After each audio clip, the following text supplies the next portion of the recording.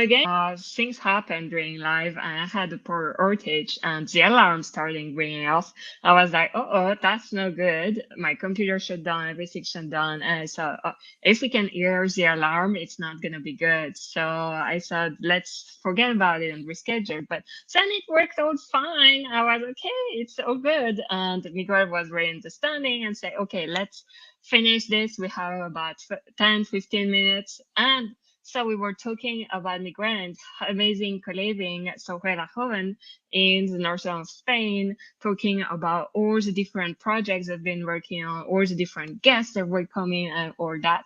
We're talking about, for example, the government, the locals, how you've been involving everybody to repopulate bit by bit the countryside, because that was the goal. So that's how it is today. Today, in the summer, you have short-term guests. That's how you promote your project. In winter, you have more long-term guests. You're not taking more time, seasonality of things. At the beginning, you had a lot of help with the government. That's how it started. And right now, you're trying to develop a bit more. Exactly. That's pretty much the story so far. You got it perfectly fine. And that's how we plan to keep developing, basically. We believe it brings very concrete value to our activity, bringing young people that maybe they are not yet working or maybe they are not yet thinking about moving somewhere else, but they get the idea that something is happening in the rural area, something is happening where they are trying to develop these remote areas you were saying. And we believe there is some fine print that lives there. And maybe in the future, after 2, 3 years, these people, well, get the idea that they can work online, that they can fully remote work, or that they can, you know, be away of that 9 to 5 scary schedule that many people still follow, and maybe they come to live with us. So that's one of our strategy. At the same time, trying just to develop in every way we can the territory here and offering different services such as educational ones and activity ones offers the whole agenda we want to implement through the year. Yeah, so you've been talking about how you want to keep on developing. Do you have some concrete next step? What's the thing you want to work on next? What is next? Okay, so for us, the co-living wants to be settled down as a sort of school of new projects. So a sort of hub where more things are to appear in the future, always Yes. thinking about this region and about young development. So not all of them are directly related to the things that happen inside the house, but we believe being together, the way ideas work, they breathe each other, and that way we can get to better examples.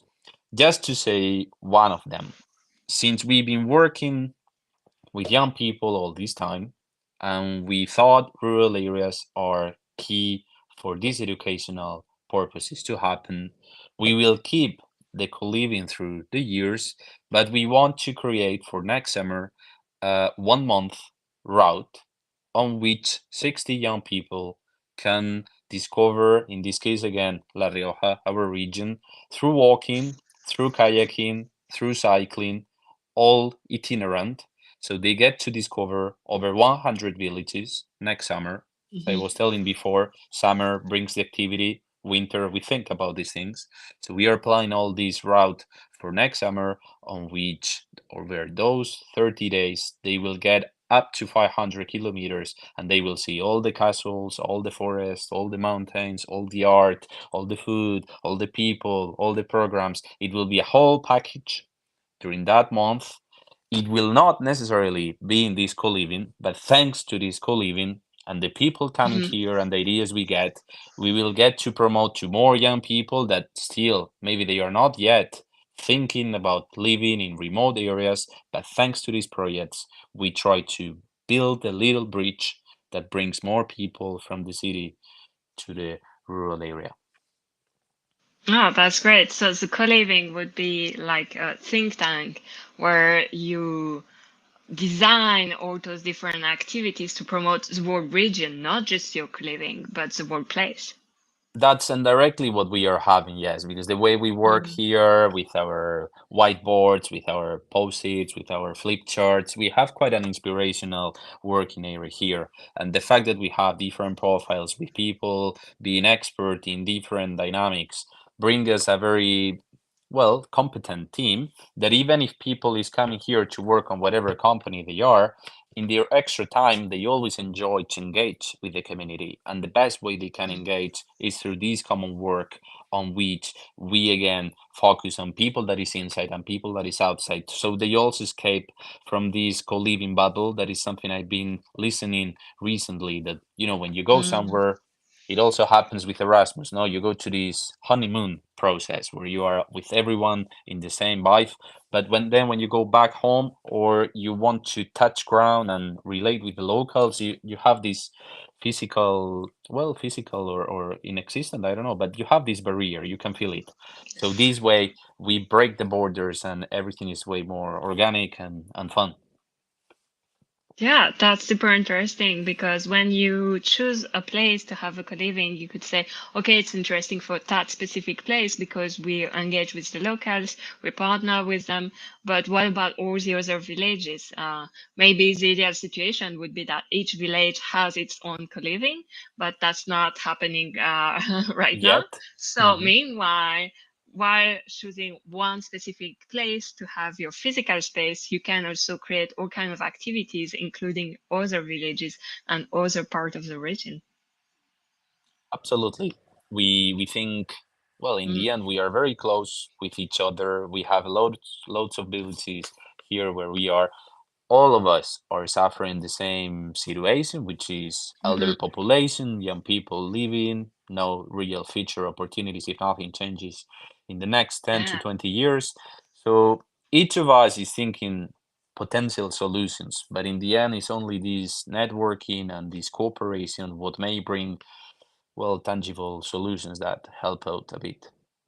Yeah, yeah, and that's where I see the link between co-living and co-working because co-working is exactly the same, but to build a place where people can work from whatever their work is. There are co-working spaces for bakers, for there are studios, there are all kind of things. So it's not just with your computer because you could do it at home, but for having all the infrastructure you need to work and co-living to live. So very great projects. Yes, I think we do more co-working when we are outside of the working time. So when we are just leaving, let's say, when we go on a Yeah. Sunday Yeah. morning for a And there's a trip, shower. yeah, all these people that is not in the thinking mode of working, but still we are together, we are chilling, we have this filtering process where ideas come and go, then that's where the beautiful things come out. And then after 1 week or after 1 month, we get something else out of that. When people is working, well, you have your routine, you have your calls, you have your meetings, so you are in your inner bubble. But it's this breaking moment of, of being chill, of having some rest, where cool things happen and new things come out. Good thinking. Well, we're coming to an end, the real end, now for outage and bit by bit. Before we do that, is there anything you wanted to add, something we didn't review yet? Well, of course, I'm not gonna say that, but I should that this is the best Go co-living for it. in La Rioja because we are the only one. Not only because of that, but we are the first co-living in our region. And since you were mentioning, it might happen that in the future there are one co-living everywhere, pretty much. And I think that can be an interesting phenomena because that means this lifestyle is tackling the right points of our life. We need community, we need a cool place to live together, we need our own space.